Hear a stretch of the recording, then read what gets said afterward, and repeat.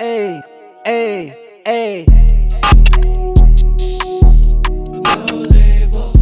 Hey, okay. Out to the pay, for the grass is always greener. I don't do no labels, I call it how I see it.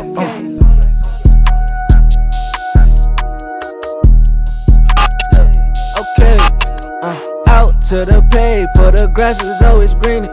I don't do no labels, I call it how I see it.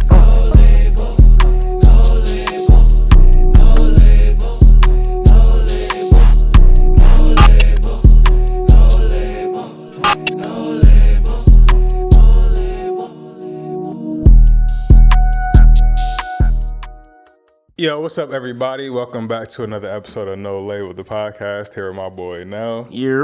Special shout outs to everybody that's been subscribing on YouTube as normal, liking on Instagram, sharing, commenting, Facebook, X, TikTok, YouTube, all that. We appreciate it as usual. Podcast streaming platforms, give us a 5-star rating, leave a comment, give us some feedback. We'd appreciate it. Go over and head over to nolabelthepod.com. Well, subscribe to our newsletter. You know what I mean? Keep up with everything No Label. We've been pushing out a lot of content. We about to be pushing out a whole lot more. The best way to keep up with it, you know what I mean? Just give us your email, and it'll let you keep in touch with all our upcoming events, merch drops, anything and everything No Label. Today we sitting down with one of the artists who's he's been, let's say, on the come up the past 2-3 years. You know what I'm saying? And he's coming from that younger generation, from a little bit after the Skeezes and the Billy Escos and all that new fresh batch of that Buffalo sound. You could tell just from his bars, like he has it in his blood. You know what I'm saying? And like he really lived this hip hop, this art shit. And we always want to like uplift those artists in our city. And today we have the pleasure of sitting with AAHKEE. How you living, bro? What's up? I ain't expect that upbringing. You know, that kind of almost y'all just made a black man blush. Like what? Nah, bro, it's real. It's real because it's like y'all. You come from a line. You know what I'm saying? You come from you come from good stock. You know what I'm saying? And Buffalo is so diverse in its sound, and it's important that every aspect gets celebrated. You know what I mean? And especially when it comes from like the soil. Yeah. That real hip hop, authentic shit. Yeah. We gotta support. Yeah, I mean, we gotta support. We got a lot of hip hop heads in the buff, man. Hell yeah. 716. So and with our podcast, we always like to kind of like start from the beginning. So born and raised in Buffalo, yes? Yes, indeed. Copy. So high school did you go to? Cleveland Hill. Okay. Cleveland Hill High School. I'm a Cheektowaga baby. Okay, heard that.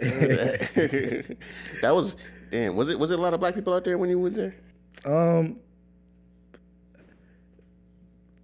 was it in that transition? It was like when I first, like early on, I didn't see as much, but then you know, as I got older, I started realizing, like, yeah, we really in here. Yeah, it was definitely a migration at some point. Yeah, like where'd y'all come from? What's going on? I love it. So you went to Cleve Hill from like grade school all the way through high school? All the way.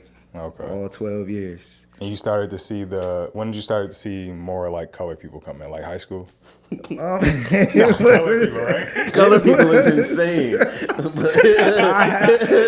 The only time I've ever heard somebody say colored people was in history class. Like I've never heard You know nobody what's crazy, bro? After that last episode, we was talking about nigga a lot. I'm like, I don't know. I just don't feel like saying nigga right now. That might be the third eye segment. We might talk about the word nigga. That might be the third eye segment. Yeah, when you started to see more black people, I started seeing more folks who look like me.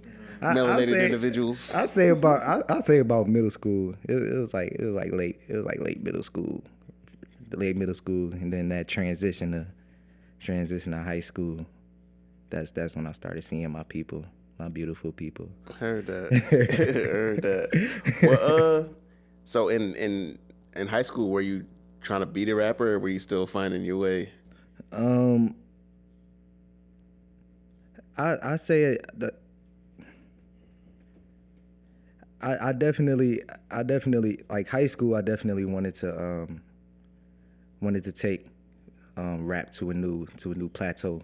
Cause you know I was born into this, so like I was doing it, you know, like way before middle school and whatnot. Like 10 years old, you know, like leaving school, doing my homework, and this was like Madden 12 when Aaron Rodgers was on the cover. I'll play that for like an hour or two, and then just find a keyboard and then just start going crazy and making mad beats. And once I started just making beats just nonstop, it was like, what do I do with all of this? So you was producing before you was rapping? Oh yeah, I started producing way before I started rapping. That was my first thing. Rapping didn't come till like I was like 13, 14. Okay. Like I lied. I did write my first rap, my first and only rap when I was 10, and literally just tried to copy off Nas. It didn't work. It didn't work at all. Do you remember the bars? Oh man, what was it? Nah, I do not. I do not remember. I do not remember the bars. I don't even remember the bars. It was that one, and I wrote another rap about a girl I like, and that was the most embarrassing moment ever.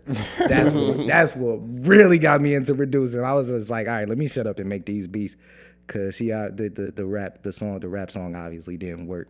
But yeah, I started just making beats like crazy, and you know, after a while, I was just like, what should I do with all of this?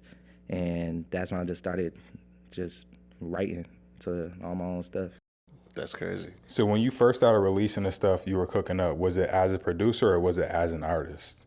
It was as an artist. Okay. Yeah. So when I first started releasing, it wasn't just beats. It was like full complete. So you've never like just been a producer on tracks for people, only producer on your own tracks? Yeah. Okay. Yeah, because it was always like a let go for me. You know, like I said, after coming home from school or whatnot, and you know, I'm done with all my homework and chores and all that stuff. It's like I could finally let go and just create at will, and I didn't need nobody else to do that. So it was just for me as a start. Was your first rap name always AAHKEE? No, it was not. What was so? In case y'all didn't know, my real name's Hassan. So my first rap name was Sonny Boy. I ain't gonna lie. That's not bad. As a grade school, early high school, Sonny Boy is kind of tough because it's like Sonic the Hedgehog. Sonny Boy is tough. That's not a bad name in general, though. It wasn't bad. It wasn't bad. They was calling me Sonny Boy in the halls. And the funny thing is, it wasn't even me that came up with the name. It was just another dude. It was just another dude I was cool with that just started randomly saying Sonny Boy. And then I tried to release my first song, and I was like, oh man, I don't have a name. And then that's when it popped up, like in the back of my head, like Sonny Boy, Sonny Boy. So it started echoing and whatnot. Come on. So yeah, as a start, I was Sonny Boy. Right. When'd you release your first song? How old was I? I think I was 16. And that was on like streaming platforms? Nah, SoundCloud. SoundCloud as Sonny Boy. Y'all, I'm sure y'all aware of the heavy SoundCloud era with Absolutely with XXX and Trippie Redd and all that. So I was like, you all know them. what? Yeah. Let me do that too. And then Sonny Boy released his first song on SoundCloud featuring my brother Iman, who had some bars too. He was rapping? He was rapping. Is that still up? He was. It definitely is. We got a couple joints. We got a couple joints. We got a whole mixtape. All on SoundCloud. I got a whole mixtape together? Yeah. Oh, I like that. But see, wanna know why I like that though? It's because as artists or artistic people in general, you go through many phases of what you're into within the arts. Whether it's producing, whether it's rapping, whether it's shooting videos or photography, whether it's painting, like you go through different phases of different mediums that you're gonna try out. It's a fact. So the fact that I now know that he like dabbled in rap, but he's more so of a director and cameraman now, is like, all right, you really took the time to really try different things out to figure out to find who you were. Yeah, thing about him, he's a writer. like him and his pops, like they are the reasons why I always try to trust my pen. So like the dude was writing crazy stuff when we was like 15, 16. Now I'm like, I gotta get my stuff together, cause what is you? And he also read a lot too. So I'm like, you cheating? Why you? Why you expanding your vocabulary? What's up? What's this word that you just wrote, bro? What's this word? So yeah, him and his pops, they definitely encouraged me to trust my pen, for sure. When did y'all first meet? Who, me and Ema? Oh yeah, dude, that's Sandbox. Like I live right down the street from the dude. I'm talking like 15 plus years of knowing the guy. You know, him and my younger brother Mech. There's another one, but he moved. But he still has a place in our heart. You know? But yeah, that's family number 2 for me. Absolutely. That's Sandbox. That's dope.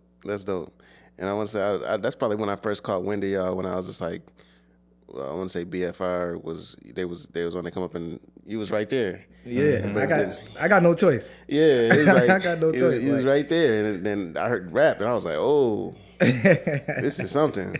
I'm like, okay, we gotta see. Yeah, I'm here for it now. Now I'm glued to my seat. Yeah, you know what I'm saying? That's love. Nah, that shit's super dope.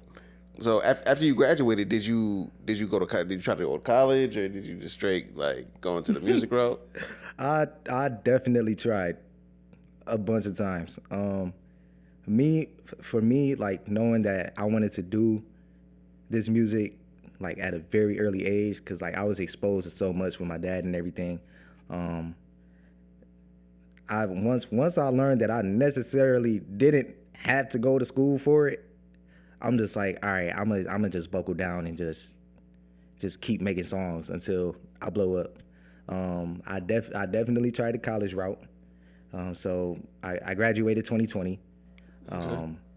I started out at Fredonia because that's like the school. That's like the school of music. Allegedly. But I was only there for a week. Oh, you said a week? I was only there for a week. What year was this? This was 2020. This was like peak COVID. So wait. You saying you went to Fredonia peak COVID? Yeah.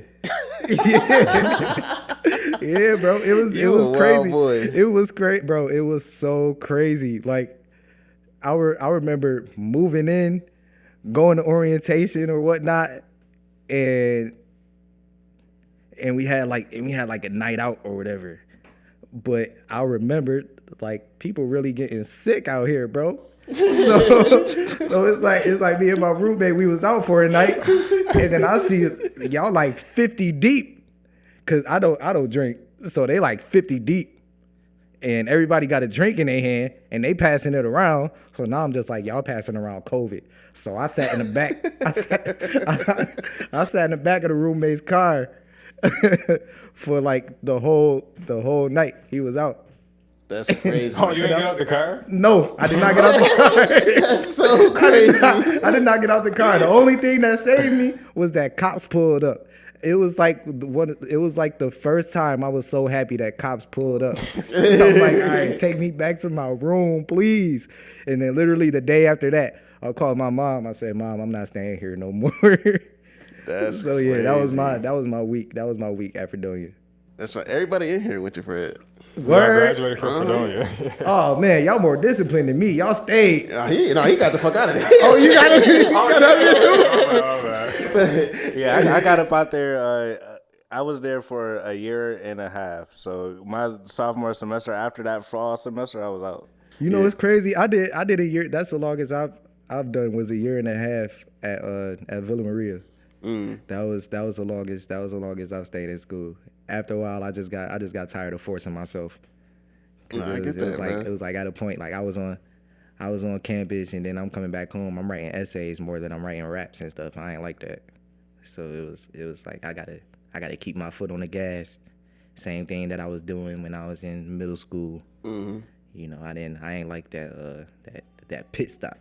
Yeah, it's really like one thing I learned from school is just like, bro, it is not nothing that you learn in the classroom. It's just like it's literally everything outside of it. You know what I'm saying? Discipline is like, okay, am I gonna wake up on time to get to this place? You know what I'm saying? Yeah. Okay, am I gonna go to sleep? Am I gonna social? Am I gonna have friends? or am I gonna get good grades? It's like you can't have all three. You got to pick two. Like you gonna have to pick two. It's just picking your discipline. I did not have all three. There was only one discipline in my mind, and that was making music. That's tough though. That was it. That's the thing when it comes to going to school though.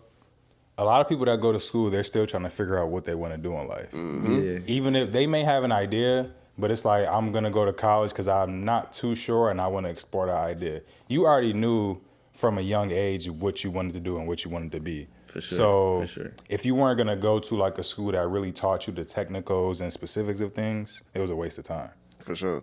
And no matter, this is we got some high school students to be watching this. No matter how confident these people look, they're 9 times out of 10, they in college, they don't know what they're doing there. At all. 9 times out of 10. So it's like, yo, it's okay to not know what's going on, know what you're doing. It's just be on a journey to find it. You know what I mean? Find what you want to do. Another piece of advice, if you're going to college and you don't really know what you want to do, go to a school in a city that you would want to live in, if you can afford it.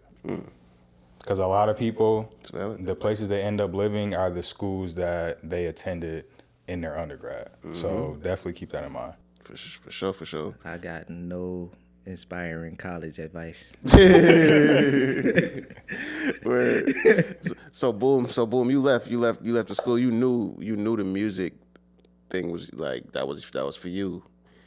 Once you left and said, I'm not going to pursue education anymore, did it make you reflect on like everything that made you that musician that you are? Oh, definitely. I mean, spent that year and a half I spent in school. It was definitely self-reflecting. It was really just a lot of like, what am I doing here? And then on top of that, it was like, okay, since I'm here, do I really want to do music now? Is it just a hobby for me, something that I like to do, or is it something I want to do to pay the bills? So once I realized that that was kind of like, what's the word I'm looking for? Like slowing me down. Like I was able to. It was just like a wake up. Like you gotta wake up and snap right back into it, because nobody's here to save you. Word. Nobody's here to save you, and the more you lose that drive and you're questioning it, you might as well stop that craft, that dream that you've been working on, if you second guessing yourself. I spent every day on that campus just second guessing. So now it's no more guessing. I got one choice. Go for it. Nah, that's hard. Nah, that's definitely tough. When did you change it? I feel like I wasn't making sense what I just said. No. Those, if you know, you know. It's one of those. Like, yeah. So when did you change your name to AAHKEE? Last year? No. 2 years ago? Let's stick with 2. So I went from, so I had 2 names before AAHKEE. So I went from Sonny Boy, and I'm a junior. So that was my next name, but I wanted it to sound real different, right? Real unique. So I was like, yeah, you can call me Junior. And then I'm glad you changed that. Make it French. That's exactly what they said. That's exactly what they said. They're like, hold on, is this dude speaking French, bro? I'm like, no, it's just Junior, just over exaggerated. That's hilarious. But then I released one song under that name. No, 2. I released 2 songs under that name. And I got tired of people calling me Junior. so then that's when I changed it to AAHKEE. So fun fact, AAHKEE is my middle name. Oh, okay. And in Arabic it means like "oh brother," and yeah. The producer tag like "hey brother." And I literally got my sister like, "hey sis, come say this," and that name always stuck with me because it's like a reminder of like not to forget who you are, where you came from. So I'm the oldest brother, and and I got a tight circle, and we all look at each other as brothers, and we all inspire each other. So How many of y'all is it?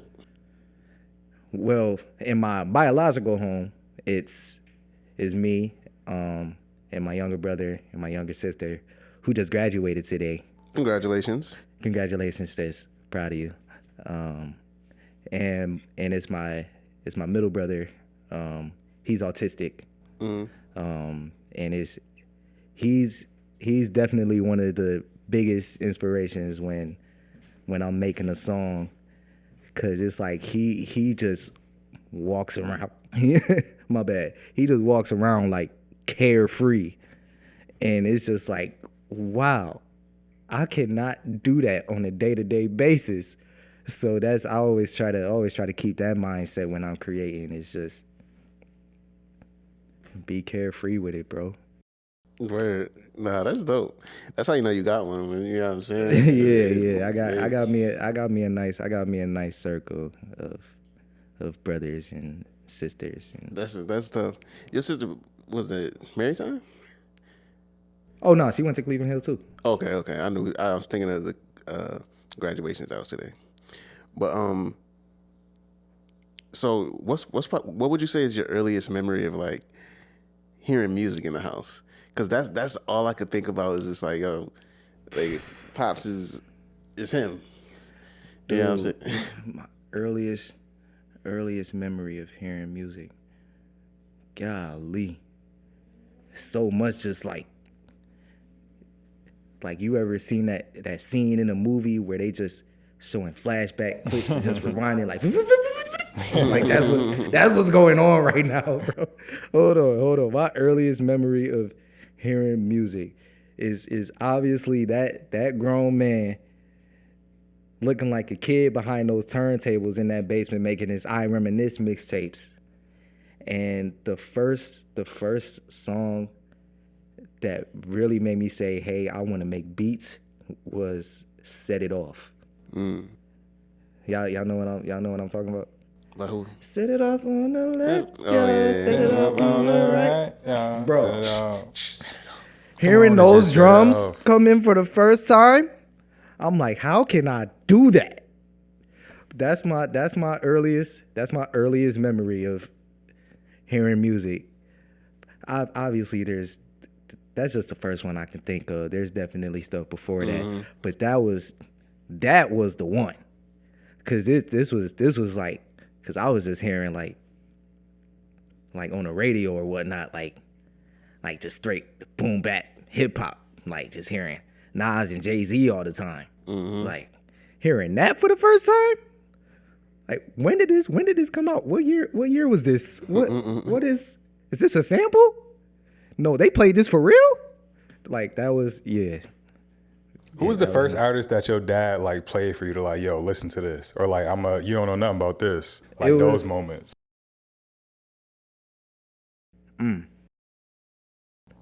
was one of the biggest ones. And I remember he made me watch his Black Album documentary. It was definitely a lot of Hove and Nas. Like, and it wasn't necessarily like yeah, listen to this, listen to what he's saying.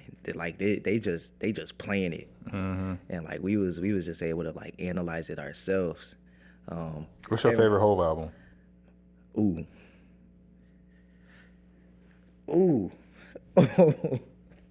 Oh my God. Because if I didn't ask it now, I was gonna forget. So I just wanted to know.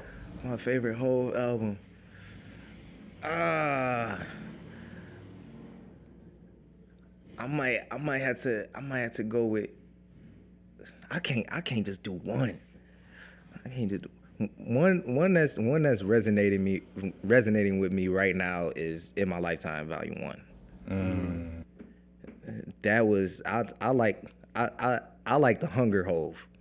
Like I've never heard. I'm the same. Yeah, I've never heard Hove rap like that. Cause like when my generation, we Magna Carta and 444. Yeah. Once I was able to do Hove once he already a billionaire. Yeah, I'm just like, when was he doing this? Like I wish I was born during In My Lifetime. Like golly. What's your favorite Hove album? Black album. Black. But I was always a super Nas fan, so I wasn't listening to nothing Jay-Z. Like I was the same. I chose sides. I was the same way until like college. Yeah, I definitely chose sides. But my sister had the Black album, and I just thought like, what more can I say was just like insane. Dude, you know what I'm saying? Like hearing What More Can I Say and Encore for the first time. Mm-hmm. Yep, Encore. Dude, like you're not human if you making a track like that. My favorite is Blueprint. Blueprint. The one that I play the most is Reasonable Doubt, but my favorite is actually Blueprint. But mainly because of the production. This is a random music nerd question. Do you play your favorite album all the time? No, I don't.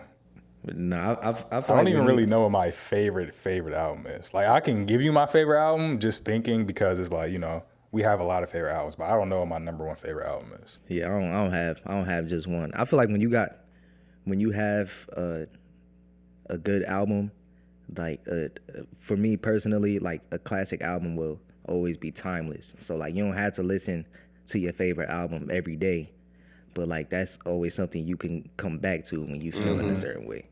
Like that's what makes an album a good album. Something you can always come back to.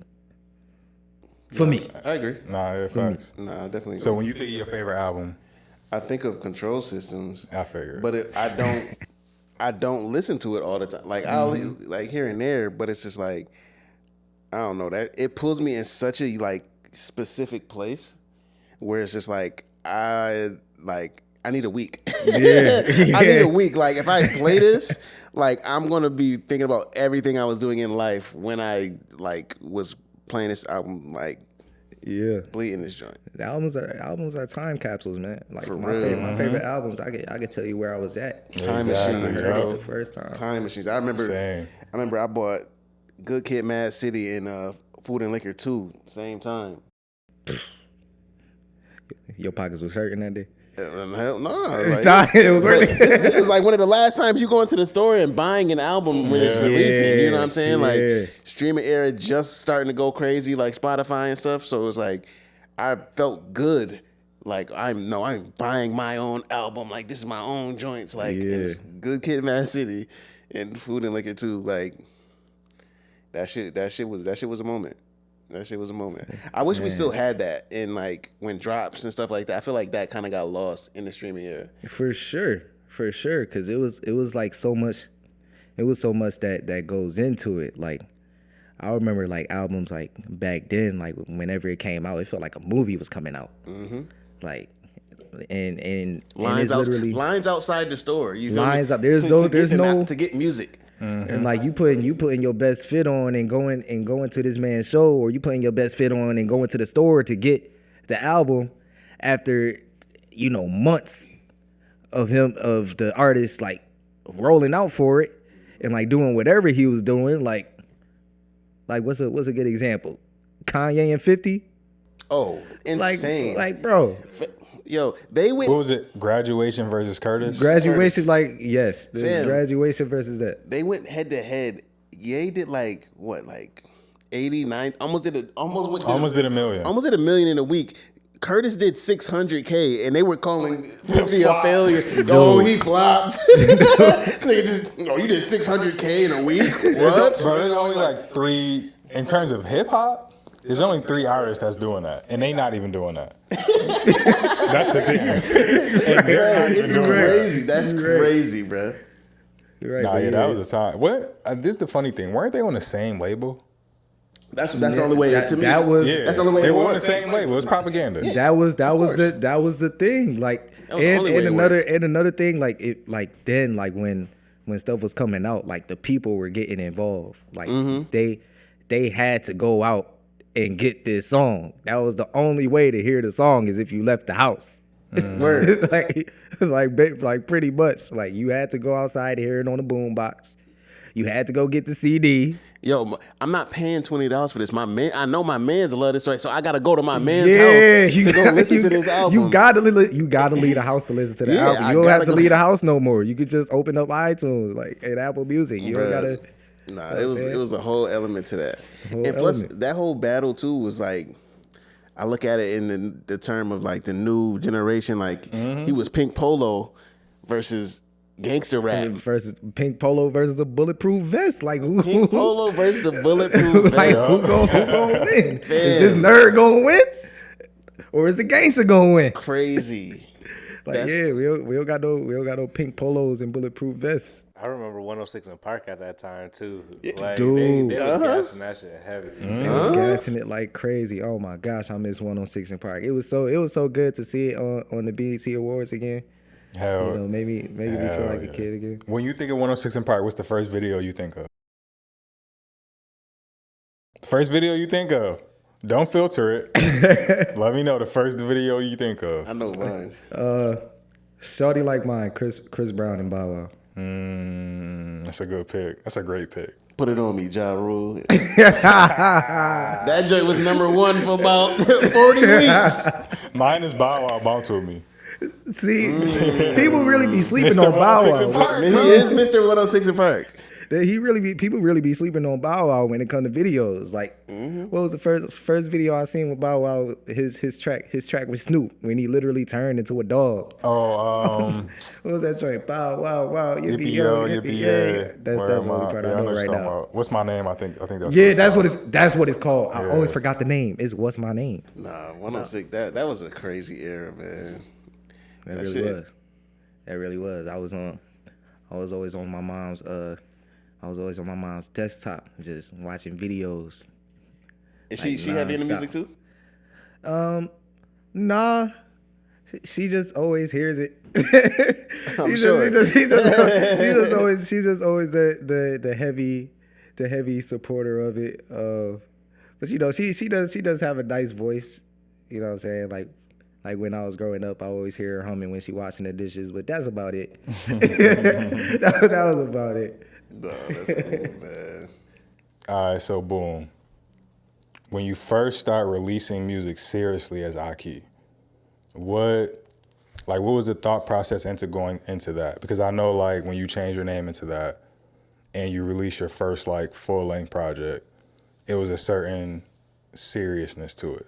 So like what went into that process in terms of, you know, getting the cover art together, putting the project together, the beats, all that, releasing it? Well, the crazy thing with that project, that was 5 years in the making. This one I just dropped? Yeah, this recent one that I dropped. Cause this, cause that was like it's like when I first started. I always had like EPs before that, but that was almost like what we talked about earlier, like the second guessing. And when I first started working on that project, I was still in the process of that. Like, is it? Because like there was obviously no momentum being built up yet. Like, do I really love doing this for real, or is this just gonna be a hobby? You know, clocking out of work and then just coming back making beats just because I'm bored.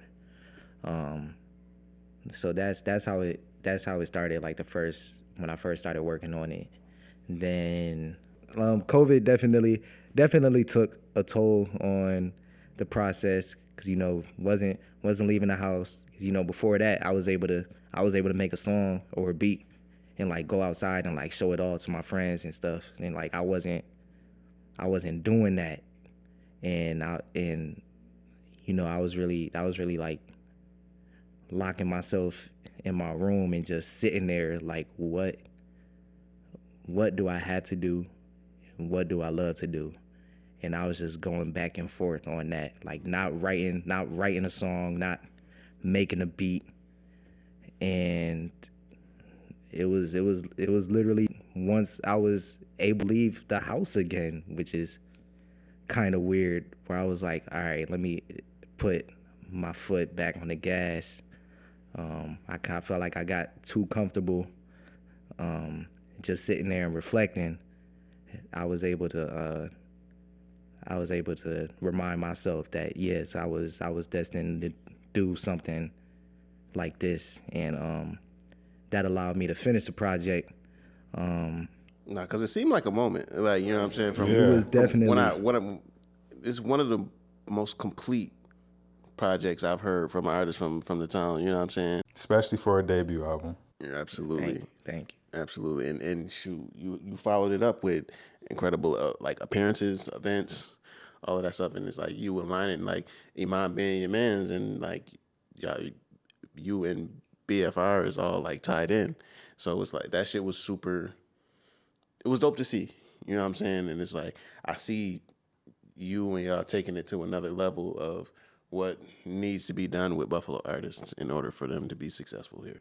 Yeah, I mean, I feel like with that project, you know, because even before starting it, like I become very like self-reflective. So I've spent many hours like doing that, without even touching a keyboard and writing a song, and that's when I decided to take that type of work and putting it into a song.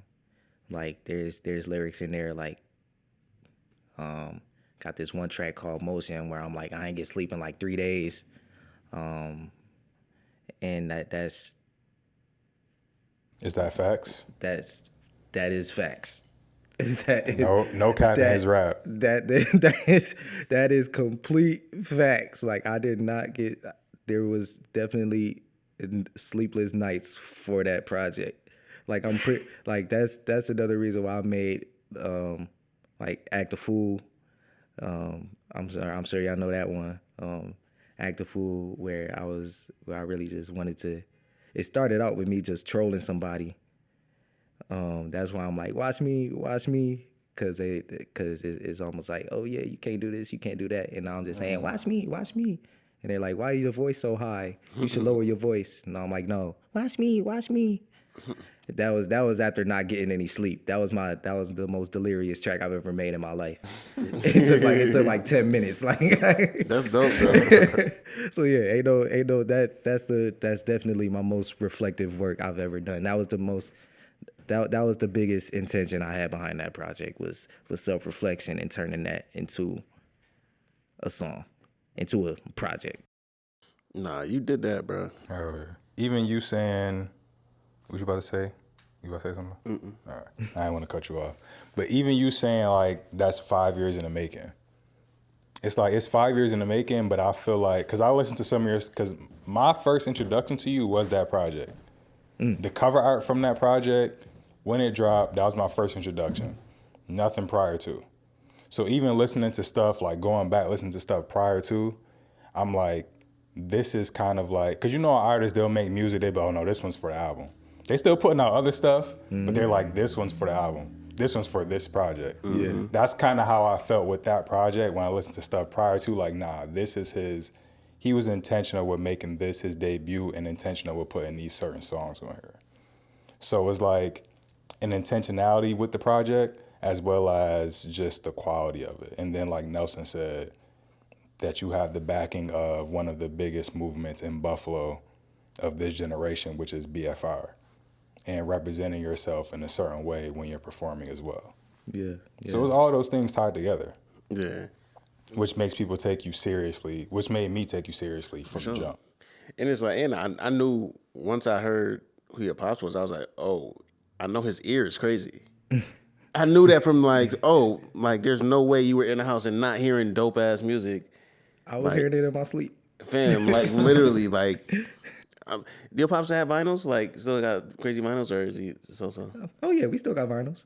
That's what I'm saying, like, bro, like especially starting as a producer, like, man, the amount of samples you like, the repertoire is crazy, and it's just like the fact that you were able to match it up with dope ass bars, dope, I appreciate dope that, man. aesthetic, all of that, bro. Like that's key, bro. Like that's what the game needs. So when it comes to the lyricism portion of it, because I think you have a good mix of replay value with your song, just from like melodies and like, you know, like Act the Fool, like bops and shit, to where people can sing along, as well as wisdom, lyricism, and like gems within the music too. So when it comes to that aspect of it, making sure you put those gems and making sure you make lyricism like something that's prevalent in your music. Yeah, I got no choice, but you know, to trust my lyrics and my pens, just because of like who I kept around me. Like my circle is tight. Like obviously with, you know, my pops exposing me to music, and I'm hearing Nas and Hove nonstop, you know, into my mentor Idris, who is also a lyricist himself, who was the first Buffalo lyricist I've ever heard. And that's when I realized that man is alien. For sure. Because I'm listening to tracks like Just Doing It. What's another one I like? I Like It. What's another joint I like off his Good Morning Amy album? Idris. Oh yeah, Good Morning Amy, the title track. And Hop. And this dude is local. So that's what made me take my lyricism to another level, because it's like, all right, I live right down the street from these people, and I already held myself to a high standard as soon as I started writing. That's fire. And yeah, this is shoot. You got a incredible like proofreader right down the block. Incredible literally, incredible like, DJ in the crib. Hey, it's like I bring everything back to basketball. It's like Kyrie having Rod Strickland as his godfather. Dude, Like, is a certain standard that you just come into your craft with. It had to be. I had to hold myself to a high standard, which is another reason why it took 5 years to make my first project, because it's like, even though I had all the resources down there, and I could have made the project in a year or two and released it when I was in high school. I'll literally make a song, and they're the first ones to hear it before anybody. You know, especially my brother Iman. Like, if he don't make a stank face when he hear this song, I ain't putting it out. Like, that's what I gotta go through when I'm putting a song out. Every song I make, I'm like, yeah, what you think of this? What you think of that? If he don't make a face and he's just like, yeah, it's all right, I'm scrapping it. I'm scrapping it, bro. So yeah. Nah, that's dope. What's your favorite song off of the project? Ooh. What's my favorite? Go ahead, check out The World Red Room too, out now. Oh yeah, check that out. That might. Oh man, it's like once I've made so many after making those ones. What's my? Because when you perform, you're normally performing songs off of that project. So what's the joints that you always perform? Like, I'm assuming those are the ones that I would assume those are your favorite. Yeah, but I mean, because I only got 12 tracks on there, so I'm like pretty much performing all 12. But what's my favorite one? I'm gonna do top 3 and then see if I can narrow it down to one. Standby. The World is definitely up there. The World is definitely one. And Act the Fool. I got to throw Act the Fool in there. The World is definitely resonates with me. Cause there's another version of that with no beat, just that sample. That was my next question. It's called The World Alternate. What is the? Yeah, the regular version is just that sample, and like I'm doing the same verses. there's no hook. There was no hook in it. It was just raw sample and raw lyrics, but it didn't feel natural. That version was on the EP I put out before this album, To Keep Me Occupied, and that's when Idris heard it and was like, yeah, dope project, man. The World's my favorite one on there. And I'm like, yeah, I appreciate you. It just didn't. I'm surprised you like that one. It just didn't feel organic. And he was just like, so do it again. So that's when I went down there, put my lab coat on, and really had to dial back.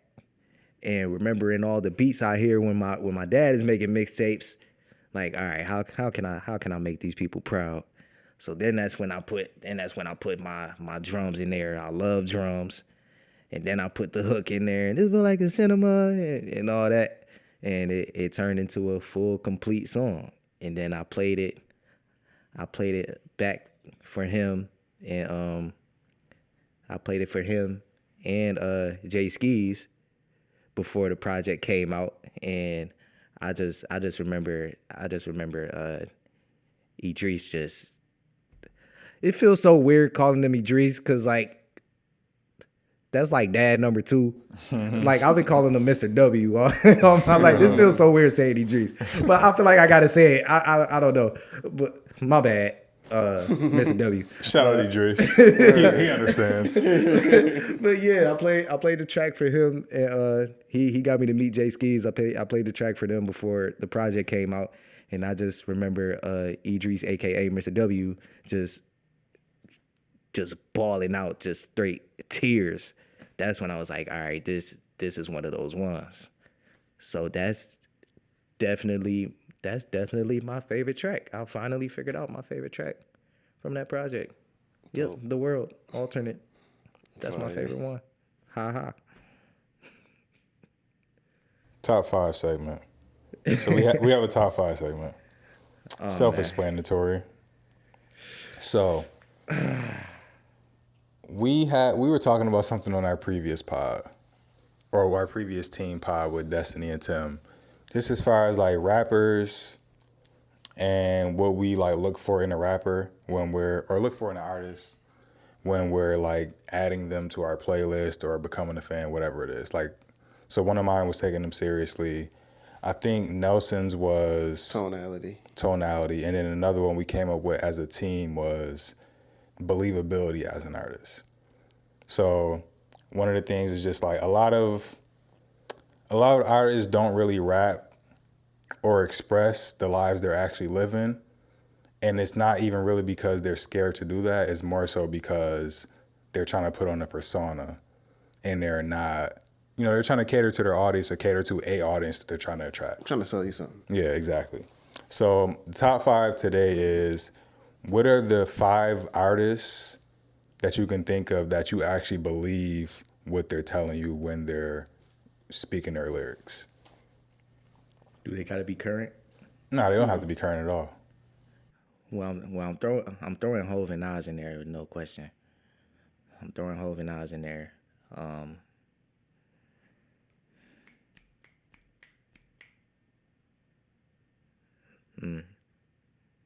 Ooh, this is tough. Mm-hmm. I'm gonna put Kendrick at 3. Valid. I'm gonna put Kendrick at 3. Of course, it's valid. Damn right. Put Kendrick Damn at right. 3. I'm gonna throw Marshall Mathers in there. I'm gonna throw M in there. Okay. I like that. Who was that? That was 4, right? Who should I put at 5? Who's at number 5? Ooh wee. Fifth slot always the toughest. The 5th slot, because there's so many. Mm-hmm. The fifth slot is the toughest one. That's crazy. I thought this was gonna be the easiest one. Got Hov, Nas, M, Kendrick. Ooh.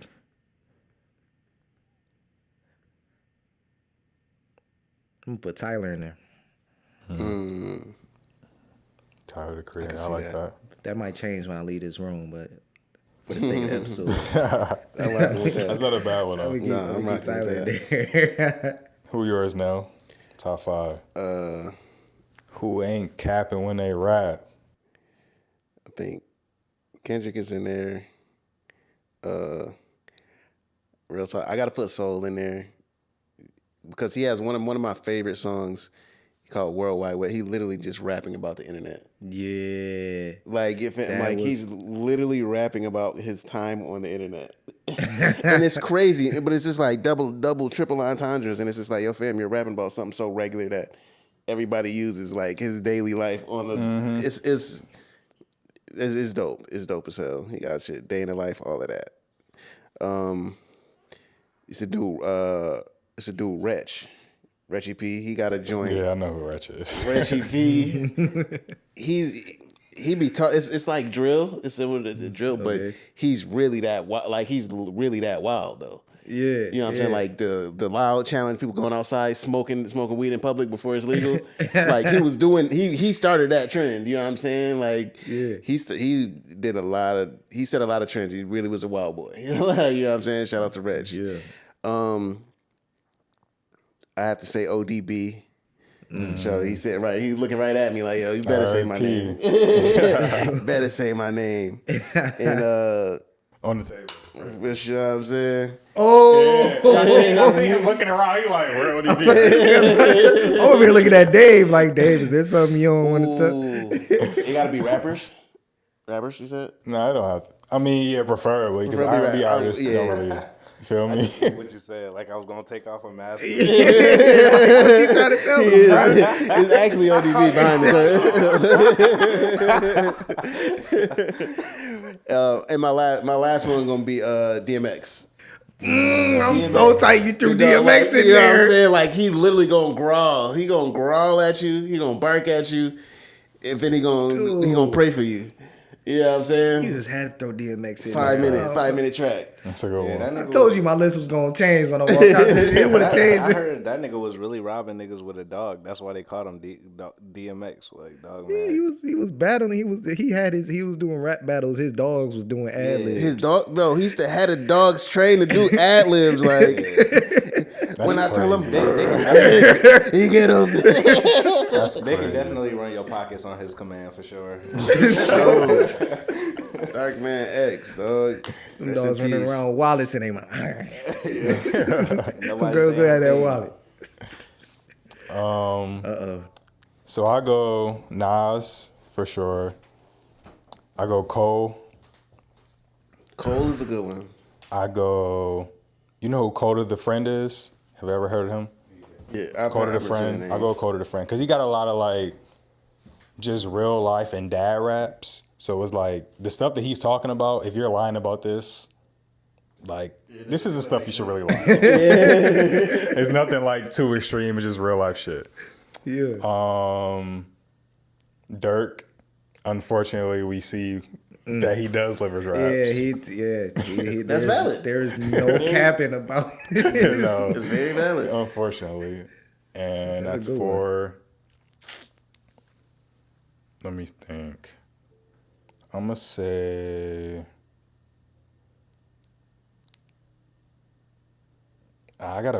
This is the thing. I keep thinking of R&B artists, bro. This shit tough.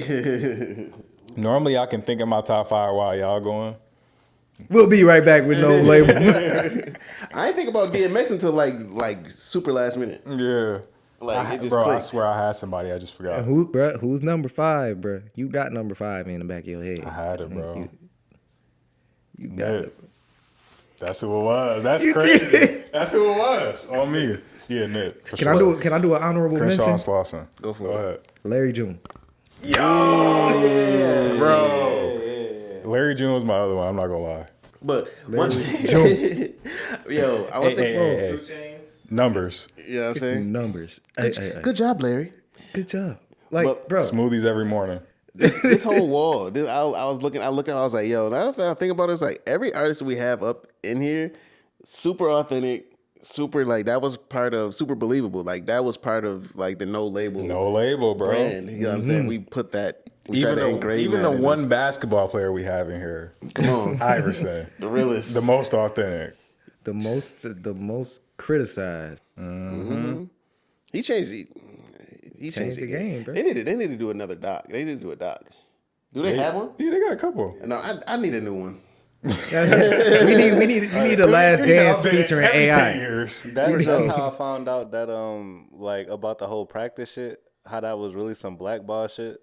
Yeah. Like, you see the whole interview, you like, oh, nah, he was talking he was saying some real shit. He was literally like, yo, and they fucked him over. Yeah, just my 'cause of best an friend edit. just died, and y'all trying to talk to me about practice. That's literally what the whole scheme was. My best friend died, y'all talking to me about practice. But the way they flip it, they make it seem like, oh, look at this black guy don't want to Yeah, he don't want to practice. He just wants to go out and score 30 points a game. Yeah. I ain't gonna lie. I was guilty of it. Hey, me too. Me too. I'm sure we all was. But you know, then we was. And you think about like how much power media has to like really shape your view of a whole person, just whole based human on, being. just based on them cutting the clip 2 seconds short, bro. Words, bro. Words and pictures. Yeah, cause now you go on IG and that's the only thing you gonna see is we talking about practice. They ain't gonna show nothing else. Yep. That shit is real. That's why we gotta control the narrative. Absolutely. That'll slowly transition us into the third eye segment. You know what I'm saying? Third eye segment where we talk about spirituality, controversial topics, unpopular opinions, all that cool stuff. Uh-oh. You know what I'm saying? So before I get into my original thought that I was going, what made you get those tattoos? What made me get these tattoos? So this was like my rebellious / awakening era. So I got my lion, cause that's for me. That always felt like my spirit animal for me. You know, as far as like physical appearances, like I don't like my hair short. Like I always liked my, well, now I locked it up, but I always liked my afro like crazy or freeform dreads and all that stuff, and I always called it like my lion's mane. And from like a spiritual standpoint, or more like a mentality standpoint, it's like it was always crazy. I was always intrigued by like the fact how they're like named as like the king of the jungle. Mm-hmm.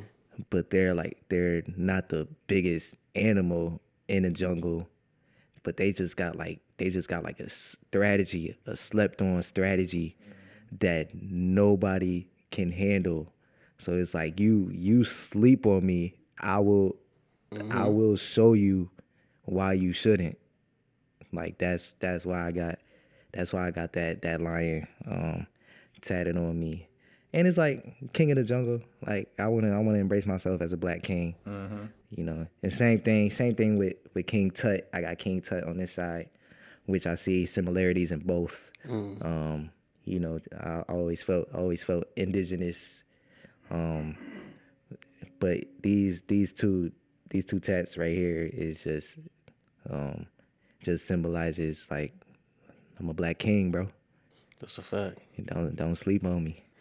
And that goes, the Ethiopian word for black king is negus. Mm-hmm. Negus. Mm-hmm. Remember, it's a funny viral clip of the white boy spelling negus. It was hilarious. Negus. Negus. But we had Dante brought up earlier, he was talking about how in our last team pod, we talked about the word nigga. And just like what it means, and just like how we use it as a people. And when you really dive into the word, it has such a crazy like lineage prior to America. You know what I'm saying? Yeah. Prior to somebody like a white person enslaving somebody and trying to use it as a demeaning term. And like that's one thing. Like I used to say, I'm gonna say niggas till my teeth turn black. And it was just like, in the sense of, it's like, I will refuse to allow you to take something that's mine and pervert it. You know what I'm saying? Yeah. Like, if we've been using this, like, from the word negus to Nega, to Nagini, you know what I mean, the Goose. There's plenty of Nigeria, you know what I'm saying? Niagara, like all of those derive from the same word, you know what I'm saying? And it deals with blackness, it deals with spirituality, it deals with rebirth, it deals with sovereignty, rulership. You know what I'm saying? And that's super important for us. And it's like we've seen over years Jesse Jackson and Al Sharpton tried to have a funeral for the word, and shit. I think Nas named his album nigga. Yeah. And they wouldn't allow him to do fam, and he was dropping knowledge on the whole joint. Like that word carries so much history. We can't allow. I personally feel like I'm not gonna let another culture pervert it and to make it seem like it's something that it's not. And it's just like, some people do some nigga shit, you know what I'm saying? But what our people totally embody, way beyond what you just try to label as that. Yeah. You know what I'm saying? So it's definitely worth looking into. You know what I'm saying? Shoot. Even if you want to jump down the rabbit hole, what's the name? You got like the Anunnaki. You hear people talk about the Anunnaki. There's also Anunnaki. You know what I'm saying? The Nagis and the Negas. If there's a documentary on YouTube, Africans in Asia, and it talks about how it goes from Negas to niggas. You know what I'm saying? Wow. Negas used to be considered like, you ever see the Buddhas with the serpents behind them in the like the royal joint? Yeah. That's the serpent itself is called the Nega. Yeah. So it's like the serpent people, the people who are in control of the serpent energy, Kundalini, if you heard that. I did. Read a whole book about it. You know what I'm saying? So that's Nega. The people who were the Nega people, were the people who could control the serpent, were melanated people. Yeah. The only people who ever had a serpent on their crown is what you got on your arm. Yeah. Just black people. Yeah. So in terms of anybody, a Nega, it's us. We run it. We control that on the physical tip, on the spiritual tip. We're protected by it. You can't do nothing with it. Right. I mean, you ain't gonna make me stop saying nigga. Nigga, whatever, bro. It's all interchangeable to me. You know what I'm saying? And I think if our people understood our history and our narrative, we can have more standing. And it's just like, because it's like subconsciously we know. That's why we still say it. We still use it. Yeah. Well, it's just like, now let's not only attribute it to this small element of foolery and ignorance. No, let's embody the entire thing. Okay, it deals with spirituality, it deals with protection and all of that. So, you know what I mean? Do your research, do your Googles. Eugene Adams, you know what I'm saying? Africans in Asia, you'll see. He talks heavy on the Negas. It's dope. Dope documentary. I just started thinking about To Pimp a Butterfly during your whole. Pimp a Butterfly came out on my birthday, bro. That's really crazy, because that's one of the albums that's a time capsule for me. Because the first track I heard off that album, it was not all right. It was Mama. Hearing that beat for the first time, I'm like, it's these pots and pans in the beat. So I'm over here. I went to the basement. I'm searching up pots and pans.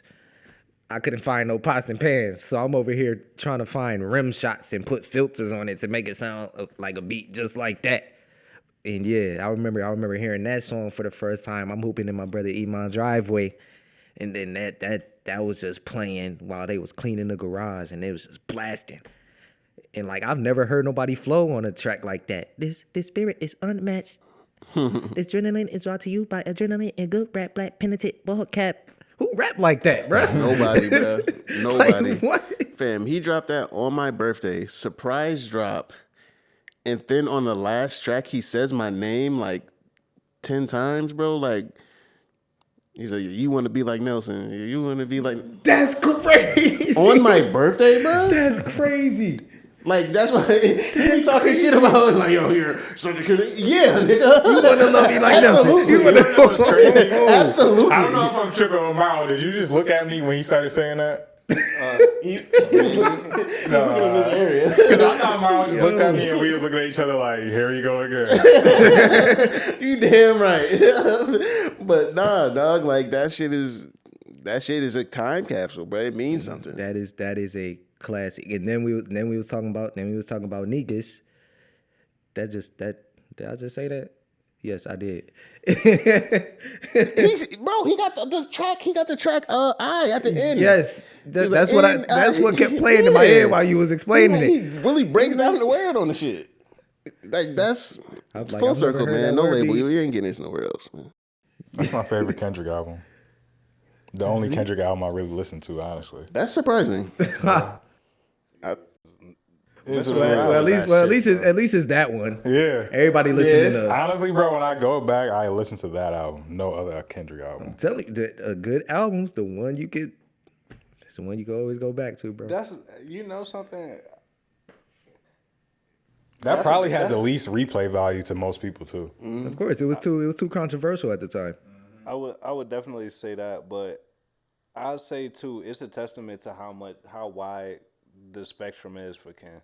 Like, cause that's not one of my favorite albums. I do love mad songs from there, but I'm like a Mr. Morale, like, you know what I'm saying? Damn was what really, like, I was a fan of Rigor Mortis and shit like that when it first dropped, and I loved, Kendrick back then, you know what I'm saying? Just like, I liked him, but I really liked him after hearing his other shit, like that he can do shit over 808s, and he can do everything and make it his own and actually sound sweet, which is why like Mr. Morale was my number one, because that's where he like really experimented and really it was just like deep. It was clear cut.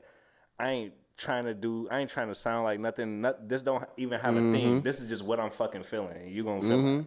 During COVID. During COVID, and a lot of the topics he was talking about, like self-doubt and shit like that, like it's shit that I was going through at the time. So it was just like it hit different. It hit different, bro. Fact, bro. And that was that Miss Morale is definitely one of the inspirations behind May I Be Excused.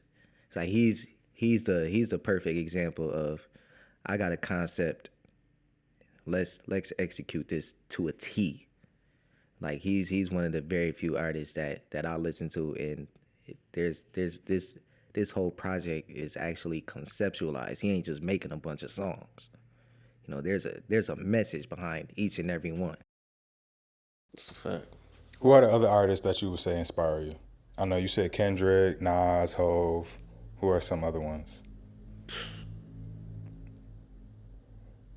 When you in the gym doing those deadlifts, who you listening to? Dude, like this question was always hard for me because I was exposed to so much. It's like I'll work out to Stevie Wonder if I want to. Like I just know I love sound. Like it's very hard for me to narrow it down to specific artists who've inspired me, because I just listen to so much. There's definitely some who's like resonated with me. Pharrell's one of them, especially his like the work he's done with NERD. Like he's one, and I can even go back. It's like the thing with me, like listening to so much hip hop, like I really wanted to stay a student. So like I'm going back to like find out who these artists were inspired by. So that's when I'm like studying like Stevie, Quincy Jones, Freddie Hubbard, Herbie Hancock, and like this is a tough question for me, bro. Because like when I hear a question like that, like I could give you like 5 artists from each genre who inspired me, bro. But even just the way you answering that,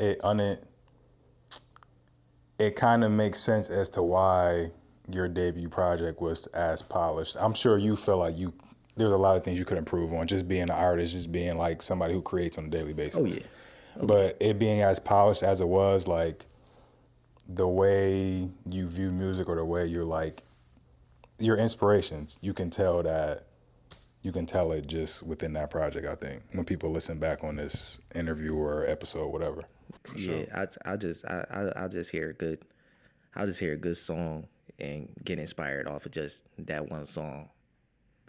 Like there is never it wasn't until like recently where I was able to put the who to it, like Kendrick, like Jay, like Nas. It's just so much. There's so much. There's so much music to explore. Like I might not have the who inspires me specifically until like years from now, because like I'm still in my exploration stage of just I just love sound. Like I could stare at a wall and be inspired because like a song would just play in my head. Like, yeah. I don't even know if I answered y'all question. That's right on point, man. I did. I think I did. It's about the conversation, bro. It ain't even really about answering the question, to be honest. I'm pretty sure I did name a couple though. I think I named a couple. Mm-hmm. I'm gonna throw Swiss Beats in there too. Swizzy, yeah. I'm gonna throw Swizzy in there. See, it's all, yeah. That's dope. I'm gonna throw Swizzy in there. Have random question. Have you and Mario ever cooked up? Like cooked up, not just like, oh, come over, record this or oh. Like beats? Nah, we never cooked up. We beats. never. I think y'all should cook up. I not to put you on the spot. It's rude to put up boys on the spot. Why haven't you worked with Mario? But like your passion for music, and it's like I can tell I share that, and I just think like even just getting in the same room making some shit. Shit, he got a verse on the project, and honestly, it's about just getting in the room more. Like that's really it. Yeah, and that's timing. Yeah, collaboration is important, especially in music. You know, you a rapper and you don't want to collab with a producer. You know, you in trouble, and vice versa. That's it. Like for me personally, because I could do both and spent so many years, you know, working by myself. It's kind of like a work in progress for me to like open my mind and like be able. I can imagine that. That makes sense. With people, because for me personally, there's like so much when it comes to collabing, because there's a lot of energy that you got to pour into that. One, you got to deal with another person's time, and two, it might be a whole nother artist style that you have to deal with, and it's like personality as well. Like if you want to collab with me and I don't even know like your favorite color yet, like we in trouble, bro. We can't just collab because you heard a song that I like. Like I don't wanna, like there's something that's got to be built before. It's a thing. You know what I'm saying? A rapport, a relationship. It's a thing. Exactly. A relationship got to be built before. Something you could tap into while y'all working. Yeah, common ground.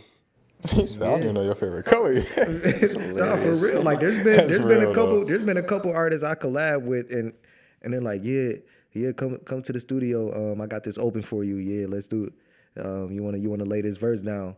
You know, I'll pull up to the studio and it'll be like an hour and we ain't start recording yet. We gotta have a conversation first. That's real. You know? And then it won't be till like, all right, we'll come back next time.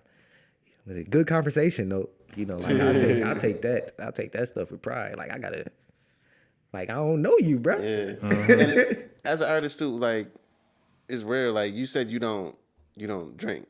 You smoke or just no. What was that a conscious decision? It's like I'm not smoking and drinking.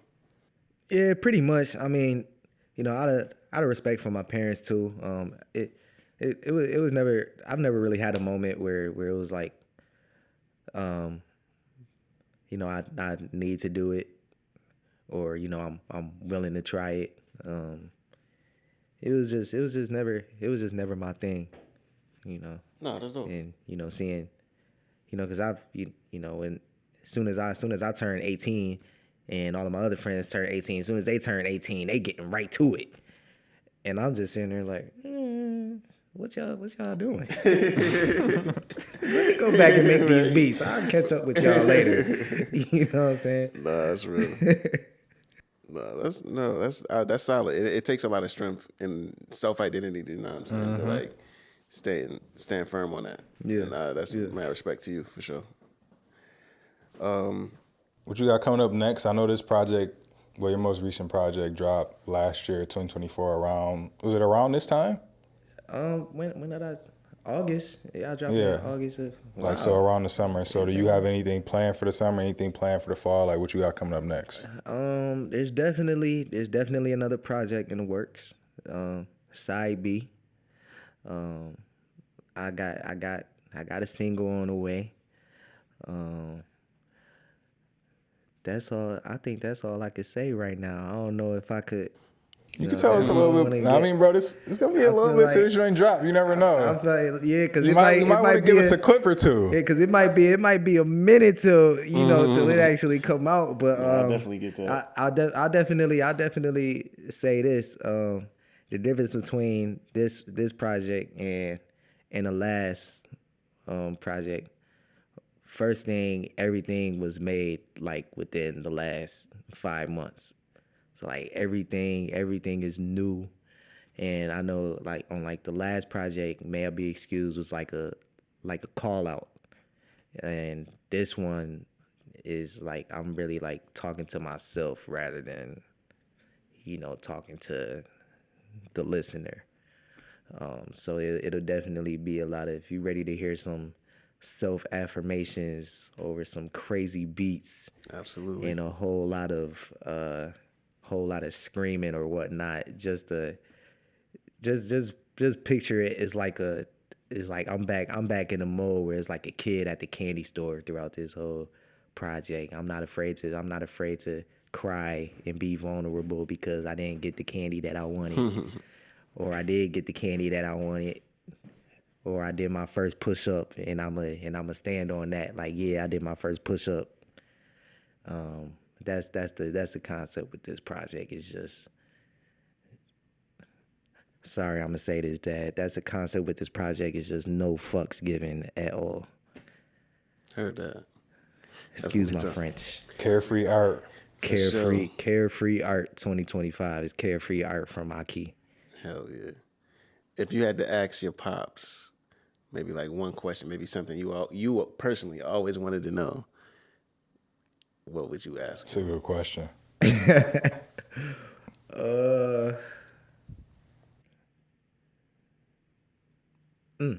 funny you said that. I don't really ask him a lot of questions. What's something I always wanted to ask him?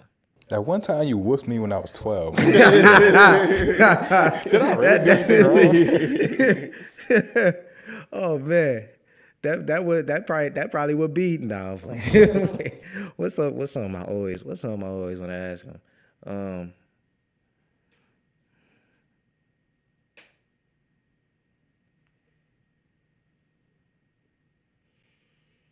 Ooh, golly. This is probably the toughest question y'all asked me since I got in here. Besides the top 5 joint. I know you got it. Yeah, when we sit and talk to him, you know what I'm saying? It's an opportunity. You know what I'm saying? Ooh. Okay. What do I want to ask this man? This gonna take a minute. It's all good, man. We gonna be with him soon. You know what I'm saying? So you can tell us off camera. Yeah, we can line that up. You know what I'm saying? But that'll be the first our first son and father. You know what I'm saying? We interviewed type of thing. So no, it's not. Oh no, that's not. Yeah, no, it's not. I'm thinking of it because it's back to back.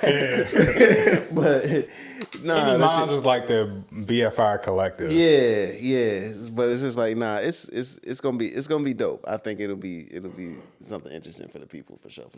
Hey, y'all kept mentioning BFR too. I really just want to shout out my beautiful BFR family, especially like the core founders, Cause I really can't do what I do without seeing them. It's really like there's just so much inspiration within that circle. Whenever I go see them, like as soon as I see them and I go back home, I'm recording. Like it's that crazy. Like That's how it should be, bro. Especially when they gave me my first performance opportunity, you know, in front of 300, 400 people, and I'm performing my own stuff for the first time. And you know, getting that unconditional love is like they see something in me that I don't see, that I might never see, and it might be best that I don't see it. But seeing that they love and support what I do, like regardless, like shout out to them. Like shout out to the gang. For sure. The whole team. Everybody, even the ones whose names we don't know. Black Carpet 3 coming soon. Hey. By the way. Yeah, Black Carpet 3 coming soon. Black Carpet 3. And we in Rochester with it, July 27th. I hope I ain't get the should date you be wrong. announcing that? Huh? Should you be announcing that? All right, fine. Fuck it. July 27th. No, Black Carpet 3 is that's not in July. That's not in okay. July. No, that's that. So they expanded to Rochester. So that's a different. We got Rochester got their debut show in Rochester, of course. If you want to lead the people with anything, any gems where they can find you, you know what I'm saying? I can look into this camera. Y'all can find me everywhere and nowhere at the same time. Y'all can see me physically in the vicinity, but then y'all can hear my art when I'm not in the same space as you. But you can also find me on Instagram at AAHKEE, AAHKEE. What's some gems I wanna I say just do you. Just do you. It's so simply said, but it's obviously not simply done. Somebody always gonna have something to say.